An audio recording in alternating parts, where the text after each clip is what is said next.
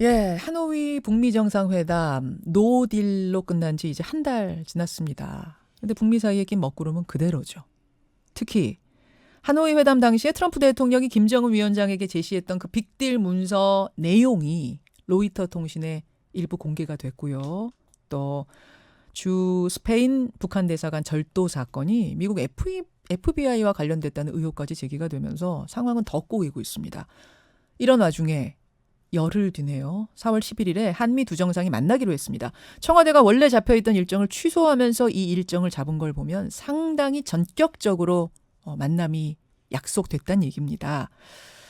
어떻게 갑자기 북미 두 정상이 만나기로 했을까요? 무슨 얘기를 하려는 걸까요? 궁금합니다. 예. 그래서 모셨습니다. 정세현 전 통일부 장관 나와 계세요. 어서 오세요, 정 장관님. 예, 안녕하세요. 네. 갑자기 한미 정상이 열흘 뒤에 만난다. 전격적으로. 이게 무슨 일입니까? 그 날짜가 지금 10일부터 11일로 이렇게 잡혀 있지 않습니까? 예, 예.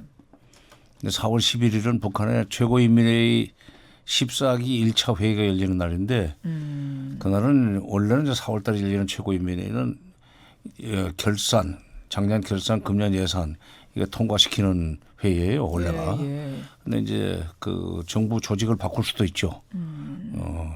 행정부에. 근데 중대한 국가 방침을 또 거기서 확정하는 그런 기능도 가지고 있습니다. 예. 근데 이게 지금 미국이 계속 상응 조치를 취해주지 않으면은 새로운 길을 갈 수 있다는 얘기를 신년사에서 김정은 위원장이 이미 했죠. 이미 하지 않았어요. 예. 근데 중간에 2월 28일 저렇게 그 트럼프 대통령 뭐 구체적으로는 볼턴 보좌관 때문에 완전히 노딜로 끝나지 않았어요. 그 노딜로 끝난 뒤에 저쪽에 좌절감이 컸을 겁니다. 북한이. 미국과 이런 협상을 계속 해야 되느냐 하는 그 고민을 하는 것 같더라는 최선희 부상의 그 기자회견도 있었지만은 예, 예. 바로 그 새로운 길, 그다음에 또 새로운 길도 얘기했어요. 예. 새로운 길을 지금 4월 11일 날 공식적으로 채택할 가능성이 있다고 생각하기 때문에 그 즈음에서 지금 문재인 대통령과 그 트럼프 대통령이 만나는 모양새를 취하면 예. 북한한테 이 둘이서 만나가지고 그야말로 북핵 문제 해결에 미국 측의 새로운 길을 또 찾을 수 있으니까 너무 그렇게 우리랑 끊지 말아라. 끊지 말라. 며칠 보내기 위해서 날짜를 그렇게 겹쳐서 그 잡았다고 생각하고. 그러면은 4월 11일보다 훨씬 며칠이라도 전에 잡아야 될 텐데 어떻게 똑같은 날 잡았어요? 아니 그러니까 그 날짜 준비하는데 기술적으로 뭐 절대적으로 필요한 시간이 있으니까 예, 그럴 거고. 예. 그 전에 지금 김현종 그 국가안보실 2차장이 예. 러시아를 들려서 지금 미국을 가는 있죠. 모양인데 가면서 공항에서 미국과 협의를 해야죠. 특사를 보낼 수도 있다는 얘기까지 하지 않았어요? 대북 특사요. 네, 대북 특사. 예, 그러면 예. 대북 특사는 문재인 대통령과 트럼프 대통령이 만나게 되는 배경을 설명하러 갈 거예요.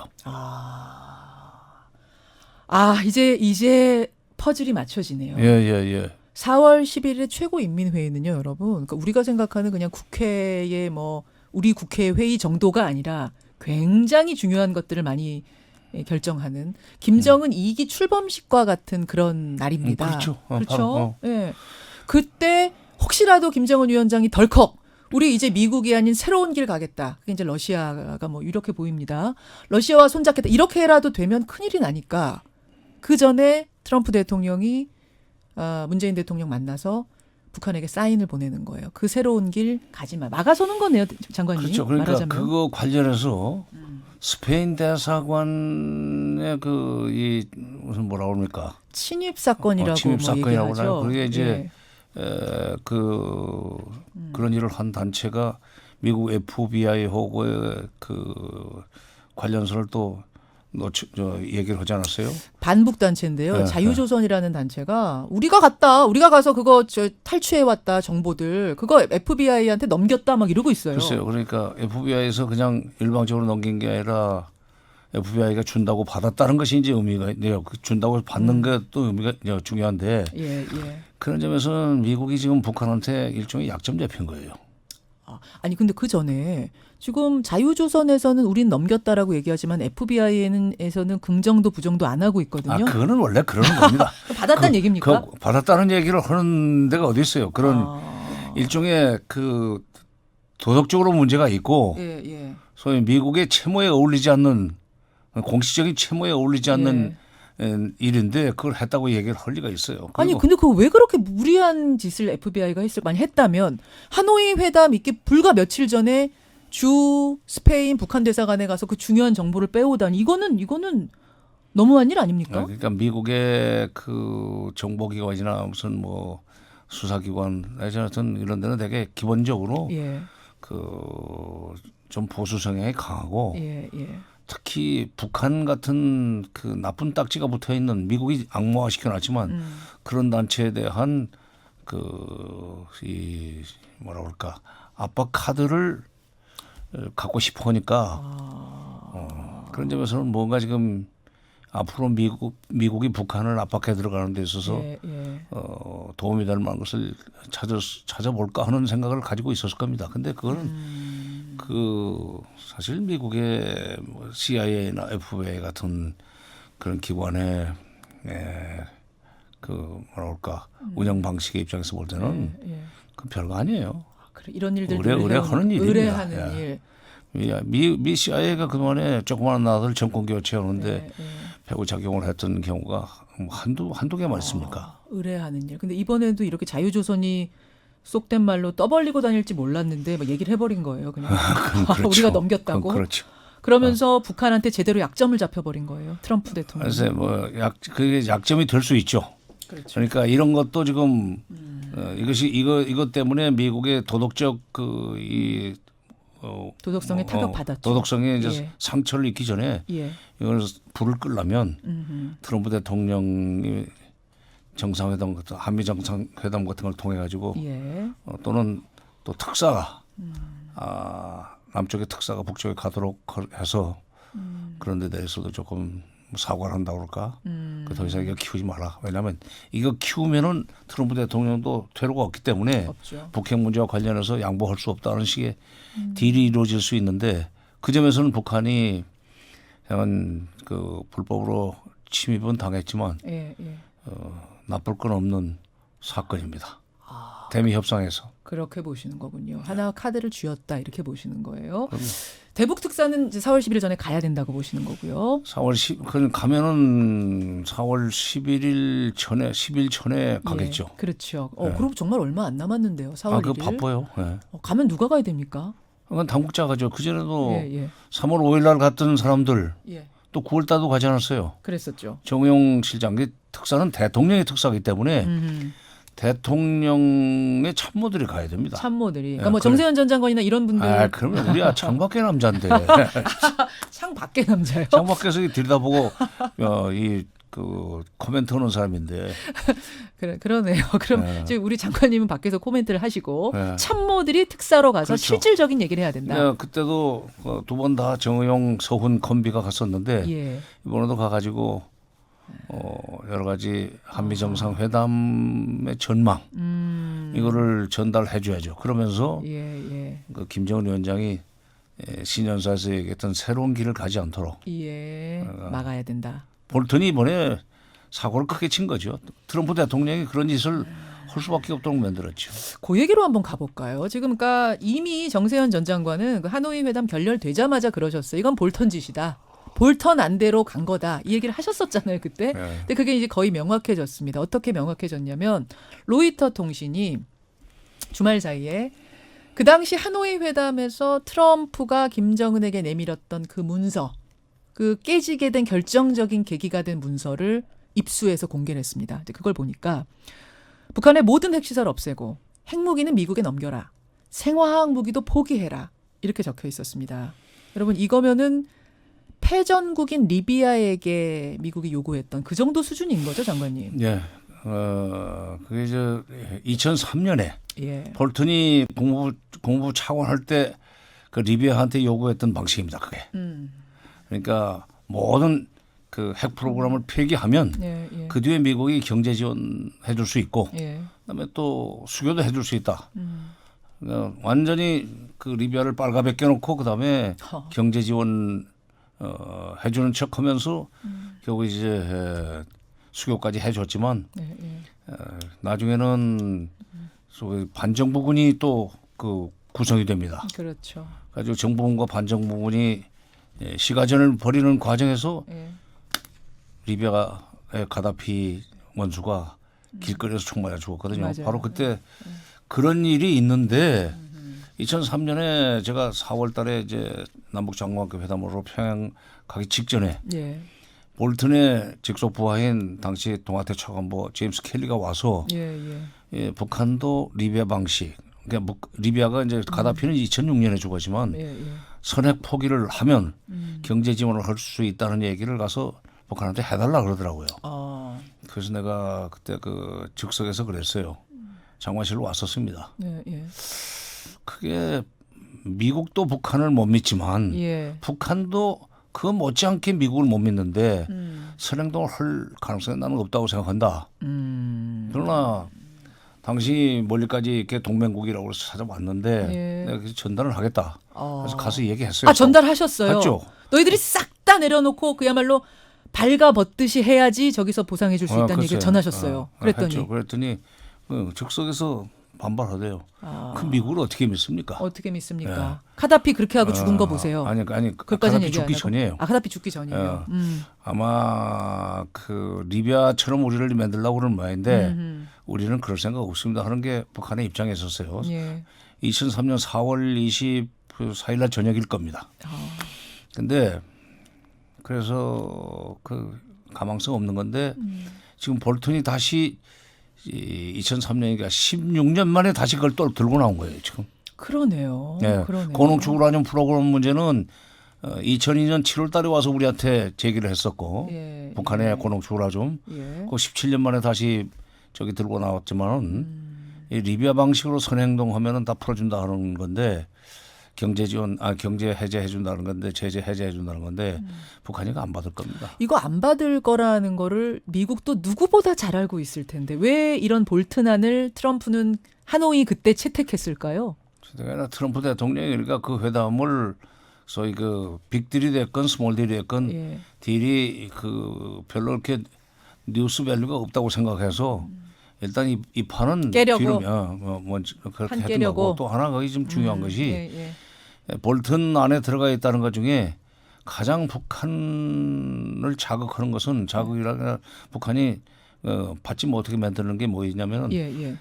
핵 프로그램, 핵 시설 모든 걸 그 포괄적으로 전부 통째로 다 신고를 하고 예. 그리고 미국과 국제 사찰단의 완전한 접근을 허용하라. 예. 그 얘기는 사찰은 방법이 두 가지가 있습니다. 일반 사찰은 쌍방 간에 합의한 곳만 가서 보는 건데 그렇죠. 같이 가서 예. 특별 사찰이라는 건 아무데나 막 뒤지는 거예요. 맞아요.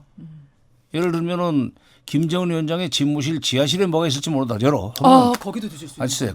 그래서 이 92년에도 사실은 미국이 북한의 핵 의혹을 제기하면서 예. 그 특별 사찰을 제기하고 나서니까 IAEA를 시켜서 특별 사찰하겠다고 덤비고 나서니까 예. 북한이 좋다.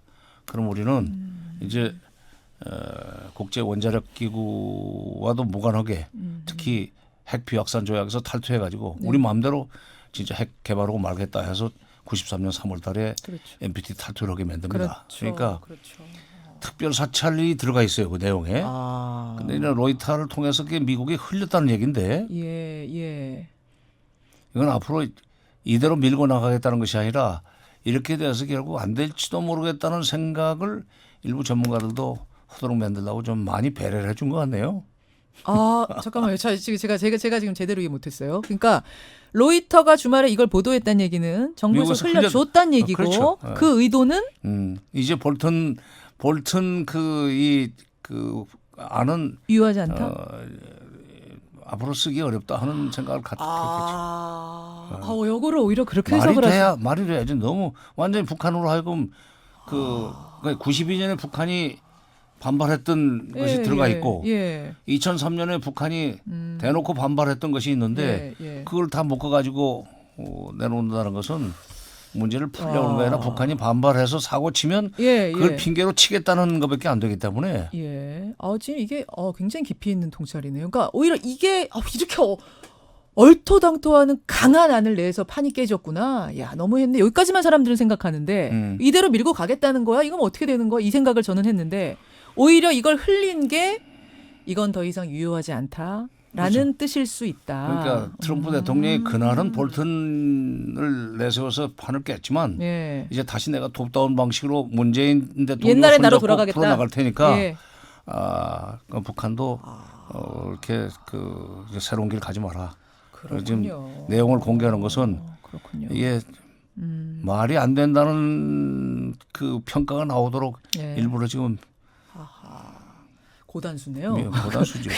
그러면 트럼프 대통령이 그때는 판을 깼는데 이젠 다시 잘해보자라고 하는 이유는 역시 특검 마무리 잘 되고 그렇죠. 자기 입장에서 네. 상황이 좋아졌기 때문일까요? 결국은? 그렇다고 봐야죠. 결국은 그거군요. 그리고 결국은. 지금 트럼프 대통령이 재선으로까지 가는데 예. 업적을 만들 데 있어서는 예. 지금까지 상당한 공을 들여왔던 대외 정책에 있어서 비핵화 문제, 북한 핵 문제밖에 없으니까 예. 이것을 어떻게든지 다시 시동을 걸어야 되겠다.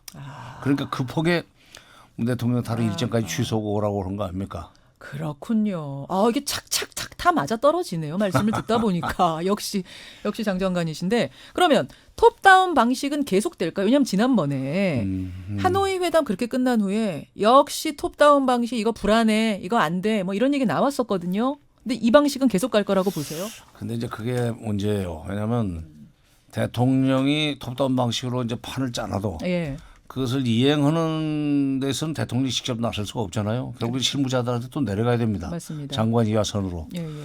그러면 그 미국의 그 대외 관계 그 분야에 종사하는 사람들의 소위 그 매너리즘이라는 게 있어요. 아하. 언제든지 북한의 선행동을 요구하고 예, 예. 그다음에 북한의 행동이 확실하게 일어난 다음에 미국이 조치를 취해도 늦지 않다는 선북후미 그 사고가 강합니다. 예. 볼턴 정도까지는 아니더라도. 그렇지. 예. 볼턴 정도까지는 아니라도 예. 그러니까 폼페오까지도. 폼페이오도 그러니까 그 이하는 유화파도. 그렇게 돼 있어요. 예. 그러니까 그것 때문에 결국 나중에 실무자들끼리 밀고 당기는 과정에서 원래 좋은 합의도 예. 뭐 패키지 딜이 됐건 일괄 타결이 됐건 예. 좋은 합의도 결국 이행이 안 되고 시간 끌다가 상대방한테 책임 넘기면서 없었던 일로 돼버렸던 것이 지난 25년 동안의 핵 역사예요. 그렇군요. 그러니까 이게 지금 어떻게 보면 트럼프 대통령과 미국의 실무 관료들 간의 소위 주도권 싸움으로 봐야 됩니다. 거기서 누가 계속 틀어주고 예. 밀고 나갈 것이냐.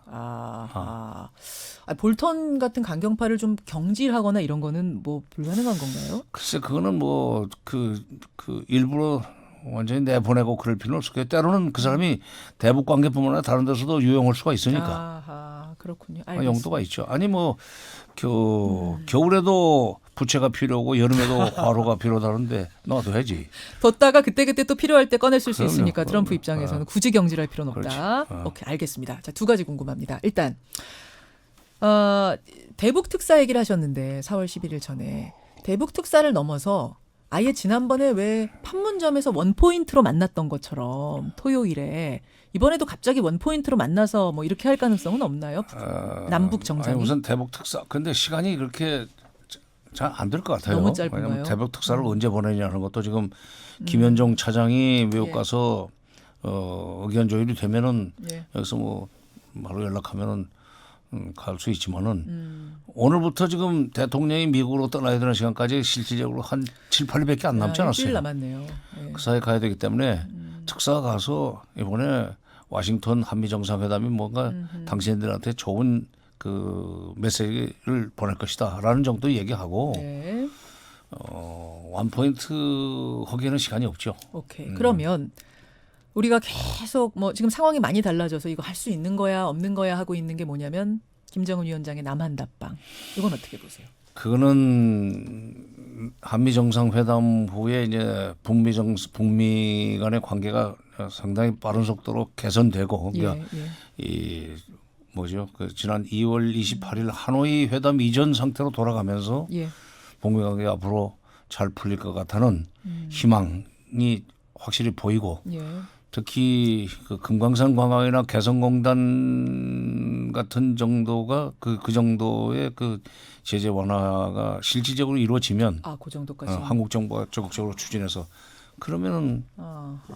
그때는 답방 예. 및 예. 3차 하나 둘 셋 4차 남북 정상회담 예. 정상회담을 하도 자주 하다 보니까 문재인 정부 들어서 이번에 오면 4차입니다. 4차예요. 맞습니다. 좋은 일이지만